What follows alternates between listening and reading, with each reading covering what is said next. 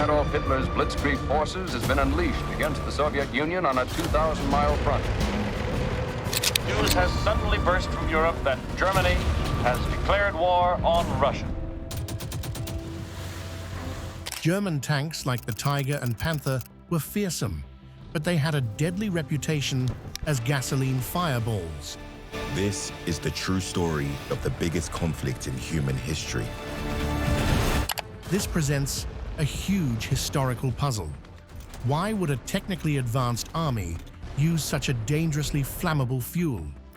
Was it really just a shortage of diesel or a lack of good engines? The truth is far more shocking, revealing a fatal flaw not in the tank's design, but in the very system that built them. Think of the most feared weapon of the Second World War. For many on the battlefield, it was the German tank. The Second World War saw the development of some iconic German tanks, known for their advanced technology and formidable reputation on the battlefield. The sheer silhouette of a tiger, the hulking mass of its turret. The German Tiger tank was renowned as one of the most formidable and terrifying weapons of the Second World War. Or the sleek, brutal lines of a Panther could freeze an infantryman's blood. This is the Panther. It is regarded by many as one of the most advanced and technologically superior. They were monsters of steel, thick armor, enormous main guns, and a presence that dominated the ground. Allied crews approached them with a mix of dread and grim resolve. Yet these metal gods hid a ghastly secret, a weakness that could turn a battlefield triumph into an inferno. When a shell pierced the hull or struck ammunition stowed inside, the result was often not a mere disabled vehicle, but a blazing furnace. Thick, black smoke would pour out, followed by searing, uncontrollable flames as fuel and stored shells ignited. Survivors from burned-out tanks testified to carnage, blistered metal, bayoneted heat, and the pitiful, human sounds of men trapped amid burning equipment. In quick, brutal shorthand, the Allies christened these machines with nicknames that captured both fear and contempt. The Panzer IV became a Tommy Cooker. The enduring images of the Panzer formations of World War II are the famous battle tanks. The Panther, admired for its design and feared for its lethality, was too often called a gasoline fireball. Those names were shorthand for a cruel paradox. The very substance that powered and extended their reach, the fuel sloshing in rear tanks and lines, also made them catastrophic death traps when struck. That contradiction has puzzled historians for decades. Germany was not a technical backwater. Its engineers produced rockets and jet aircraft. Its armaments industry delivered machines of astonishing complexity. So why power flagship tanks with a fuel that made hits exponentially more lethal? The easy answers still circulate: shortages, production choices, or a supposed technological inability to field suitable diesel engines. Those explanations are neat and comfortable, but they do not fit the fuller record. The truth is stranger and more disquieting. It turns out the story is not one of simple scarcity or engineering failure. It's a story about momentum, industrial standards, bureaucratic entrenchment, and the extraordinary cost in organization, contracts, and national pride of changing course in peacetime designs once war began. Admitting an error would have demanded massive retooling, new supply chains, and political embarrassment. So the system that produced Germany's tanks kept doing what it had always done, even as battlefield reports from Russia and the West increasingly warned of the danger.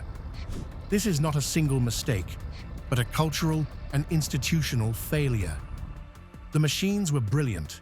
The choice to keep fueling them the way they did was not. In the end, hundreds of crews paid the price for an inertia that outlived reason. Right, so if the German tanks were such fire hazards, there must have been a good reason for it. Surely the generals weren't that stupid. The most common explanation you will hear, the one that seems to make perfect sense, goes like this. Germany was desperately short of oil. The diesel fuel they did have was far too precious for tanks. It all had to go to the lifeblood of their war at sea, the Kriegsmarine. The U-boats hunting in the Atlantic and the big warships needed it more.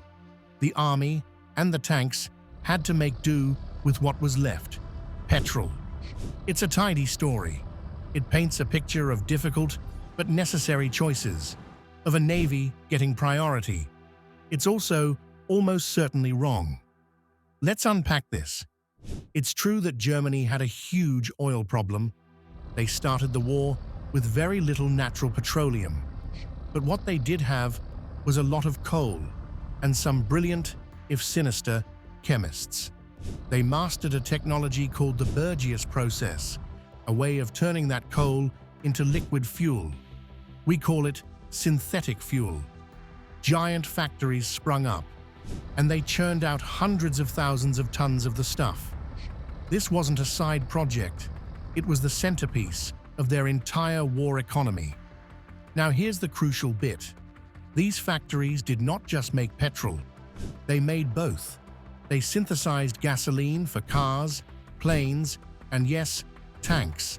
And they synthesized diesel for trucks, submarines, and ships.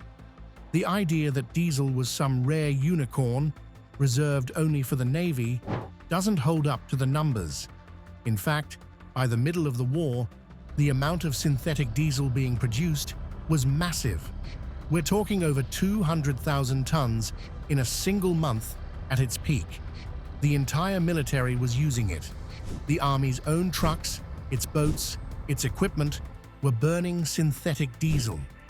To say there was none for tanks is like having a full bottle of water, but refusing to take a sip because you've labeled it for left hands only. The resource itself was there. The data shows something even more interesting. By 1944, the German military's monthly consumption of diesel fuel was actually very close to its consumption of petrol. It was a huge part of the fuel mix. The army was using millions of tons of it. So, the picture of a Navy sailor sipping all the diesel while a tank crewman looks on thirstily is a myth. They were both drinking from the same actively replenished well. But wait, it gets even more backwards. In 1942, with the war in full swing, German fuel experts sat down and compiled a report. They looked at the complex, labor-intensive process of making high-octane aviation petrol, the really good stuff needed for fighter planes and tanks. Then they looked at the process for making their standard synthetic diesel. The conclusion was startling. They found that producing diesel was actually easier and cheaper. It required less intensive processing. The real bottleneck, the precious commodity, wasn't the diesel, it was the high-performance petrol. Right. The narrative completely flips. It wasn't that diesel was too precious for tanks. In terms of raw materials and industrial effort, the petrol in those gasoline fireballs was arguably the more costly fuel to produce. They were powering their death traps with the premium, expensive juice. So, we have to scrap the first and easiest answer. It wasn't a shortage. The fuel was available. In a purely logical world, this should have been the moment for a switch, a realization. Hey, our tanks burn too easily, and we have this other fuel that's harder to ignite and is actually simpler for us to make. Maybe we should use that. But they didn't. Which leads us to a much more puzzling question. If it wasn't a shortage of fuel, what was it? What could possibly be powerful enough to override such basic, obvious sense? So, if fuel wasn't the problem, maybe the engines were. This brings us to the second common belief, that German diesel technology just wasn't up to scratch. The idea goes that their engineers, while masters of complex petrol engines, couldn't build a decent diesel for a tank. It's an appealing thought. It suggests a rare, satisfying limit to their technical prowess. But unfortunately, this theory also falls apart when you look at what was actually happening in the design shops. It's true that early German experiments with diesel tanks weren't brilliant. Before the war, they tried stuffing large, slow-revving diesel engines meant for lorries or boats into tank hulls. The results were what you'd expect: bulky, heavy, and not very powerful. It seemed to confirm that petrol was the way forward for high-performance vehicles. This early stumble cast a long shadow, creating a quiet assumption that diesels are for slow, heavy things, not our panzers. But here's where the story gets interesting. Buried in the archives and half-forgotten blueprints is what we might call a ghost fleet of German tank engines, brilliant diesel designs that were ready, capable, but never saw the light of day. Let's meet the first ghost. In the late 1930s, as the military was thinking about a next-generation tank, Daimler-Benz developed an engine called the MB-809. This wasn't a clunky old boat engine. It was designed from the ground up as a modern tank diesel, and it was excellent. Compared to the standard Maybach HL 120 petrol engine that powered the workhorse Panzer IV, the MB-809 was a revelation. It was lighter. It was more powerful. Most importantly, it was vastly more efficient, offering something like 20 to 30% better fuel economy. This meant a tank could go much further on the same amount of fuel, a huge tactical advantage. So, what happened to it? The project for the tank it was designed for was cancelled, not because the engine failed, but because the army changed its mind about how heavy the new tank should be. The MB-809, a perfectly good solution, was shelved and forgotten. Then there's its bigger, more powerful sibling, the Daimler-Benz MB-507. This engine was an absolute beast, capable of between 700 and 1,000 horsepower. And it was no paper project. This engine was real. It was the trusted power plant for the Karlgerät, those gigantic tracked siege mortars. It proved itself reliable in the most demanding conditions. But the key point is this: they didn't just leave it in big mortars. Engineers actually installed the MB-507 into a prototype of one of the most famous tanks of the war, the Panther. That's right, a diesel Panther prototype existed. It worked. Here was a powerful, proven diesel engine, successfully fitted into their premier medium tank. Yet, the Army's weapons office looked at it and showed, in their own words, no enthusiasm for adopting it. The evidence is clear. This wasn't a story of can't. It was a story of won't. German engineers absolutely had the talent and the skill to build world-class tank diesels. They built engines that were lighter, more powerful, and more efficient than the petrol engines they kept using. They even put them into their best tanks as experiments. The technology was not the barrier. It was sitting right there on the workbench. So now we have a truly baffling puzzle. The fuel myth is exploded. The diesel itself was available and sometimes easier to produce. The technology myth is also exploded. The excellent engines existed, tested, and ready. They had the fuel. They had the engines. This makes the continued use of dangerous, thirsty petrol engines seem not just odd, but almost irrational. Which forces a much bigger, much stranger question. If it wasn't the fuel, and it wasn't the technology, what incredible force stopped them? What could possibly be powerful enough to ignore such clear advantages, to stick with a clearly worse choice, when the better alternative was literally on the drawing table and in the prototype yard? The answer lies not in the chemistry labs or the engineering halls, but in the tangled web of money, power, and bureaucratic inertia. To understand the incredible force that blocked those better diesel engines, we have to rewind the clock, not to the middle of the war, but to its very beginning, before a single shot was fired. The answer starts with a single, sensible engineering problem, and the company that solved it, Maybach. In the 1930s, the German army had a specific dream for its tanks. They wanted them to be fast and strategically mobile. They needed to be able to rush across Europe over its many bridges. This created a strict, non-negotiable rule. Tanks had to be light. Weight was the enemy. The early attempts at tanks used modified aircraft engines. They were powerful, but they were massive, heavy, and they turned quite slowly. This slow speed meant they needed an enormous heavy gearbox to transfer that power to the tracks. It was a clunky dead end. Then, Maybach offered a beautifully elegant solution. Instead of a slow, lumbering giant of an engine, they built a smaller, high-revving petrol engine. Their famous HL-100 engine could spin at a dizzying 3,000 revolutions per minute. This was the key. Because it revved so fast, it could be paired with a much lighter, more compact transmission. The entire power system, engine and gearbox together, saved precious weight. For the army officers obsessed with bridge weight limits, this was a godsend. Maybach hadn't just sold them an engine, they had sold them the perfect answer to their biggest problem. And this is where the fateful step was taken.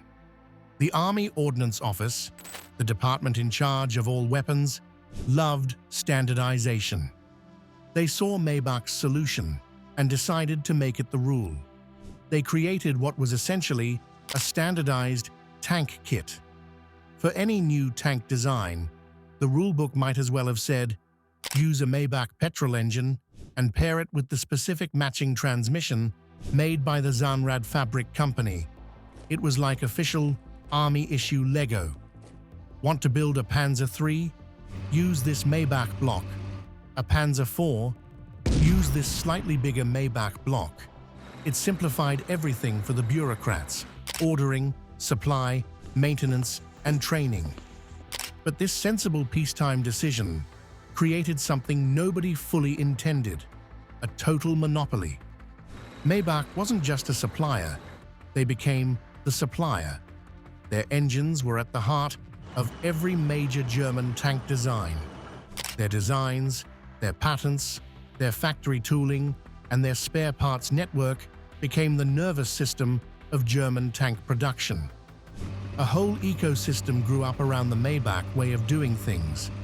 This is what economists call path dependency, or lock-in. Imagine a city that once chose a certain type of narrow-gauge railway 100 years ago.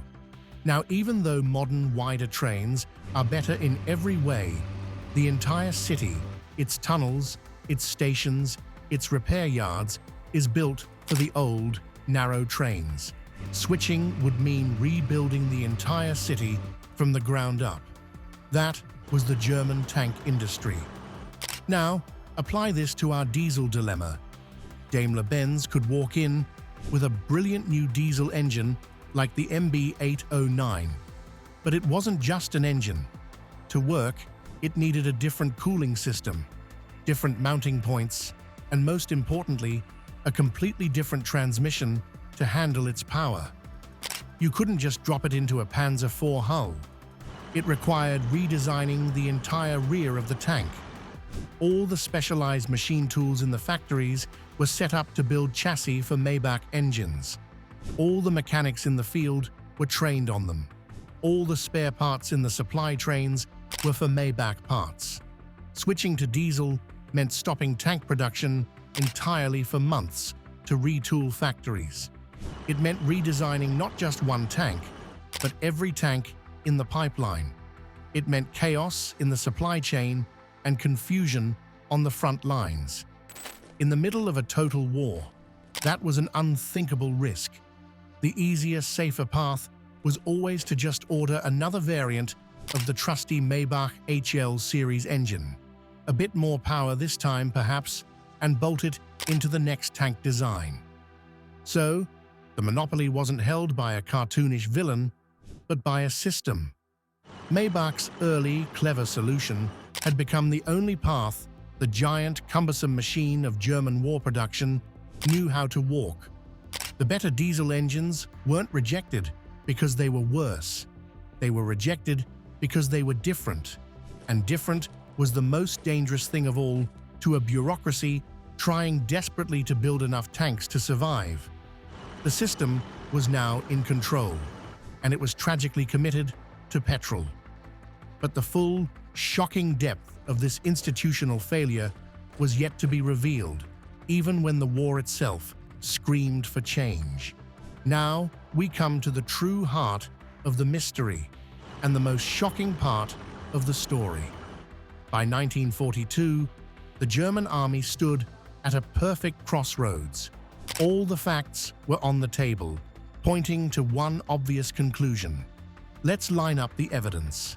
First, their own fuel experts had told them that producing diesel was simpler and cheaper than high-grade petrol. The resource argument was dead. Second, their own engineers had designed and tested excellent diesel engines like the MB507, which could have powered a Panther. The technology argument was dead. Third, and perhaps most convincingly, their soldiers were sending back horrifying reports from the Eastern Front. They were facing the Soviet T-34, a tank powered by a diesel engine. The reports noted two terrible things. The T-34 was brutally hard to ignite when hit, and its diesel engine started reliably in the freezing Russian winter, where German petrol engines froze solid. The tactical argument for diesel was being written in blood and ice by their enemy. The logic was overwhelming. Here was a chance to make their tanks less flammable, more reliable in the cold, and easier on the strained fuel supply. It was staring them in the face. So surely, in the ruthless efficiency of a total war machine, the switch began. Designs were hurriedly changed, factories retooled. No, nothing happened. This is the moment of true shock. Not a dramatic explosion, but the silence of inaction. The system, locked in around Maybach, did not budge. The Army Ordnance Office, the very department that had created the standardized tank kit, now became its most powerful defender. To embrace diesel would be to admit that their pre-war standard, the foundation of their entire tank force, was flawed. It was a blow to institutional pride and a bureaucratic nightmare of unimaginable scale. So, they chose the path of least resistance. They created committees. They discussed future engine concepts. They authorized small experimental projects, like the air-cooled diesel program promoted by Ferdinand Porsche. These projects were endlessly debated, tweaked, and then quietly shelved without ever reaching production. Meanwhile, the order of the day remained the same. Ask Maybach for an upgrade. The answer to the Panther's engine troubles was not the existing diesel MB507, but a rushed and problematic new Maybach petrol engine. The solution was always more of the same. The cost of this choice was calculated not on paper, but on the battlefield. While the theoretical advantages of a diesel fleet, better range, greater safety, reduced logistics strain, remained in reports, the grim reality played out repeatedly. A hit to the rear hull of a Panther or Tiger that pierced its armor would likely turn it into an inferno within seconds. Crews knew their biggest threat wasn't always an enemy gun, but the fuel sloshing behind them. The tactical drawback they had identified in enemy tanks was the fatal flaw in their own. The core shocking thesis is this: the Nazis did not use diesel engines because a pre-war industrial standard, guarded by bureaucratic inertia and corporate entrenchment, became more powerful than tactical necessity or strategic logic. It was a failure of the institution, not the individual engineer. The system was so perfectly built to do one thing: produce tanks with Maybach petrol engines, that it could not comprehend doing anything else, even when the evidence screamed that it should. It wasn't a conspiracy. It was something more ordinary, and in a way, more terrifying. It was the path of no resistance. It was the unbearable hassle of change. The men in the offices, drowning in the daily crisis of war production, chose the devil they knew. They chose the familiar headache over the catastrophic, unpredictable headache of reinventing everything. And in doing so, they consigned their tank crews to fight in machines that were, in a very real sense, designed to burn.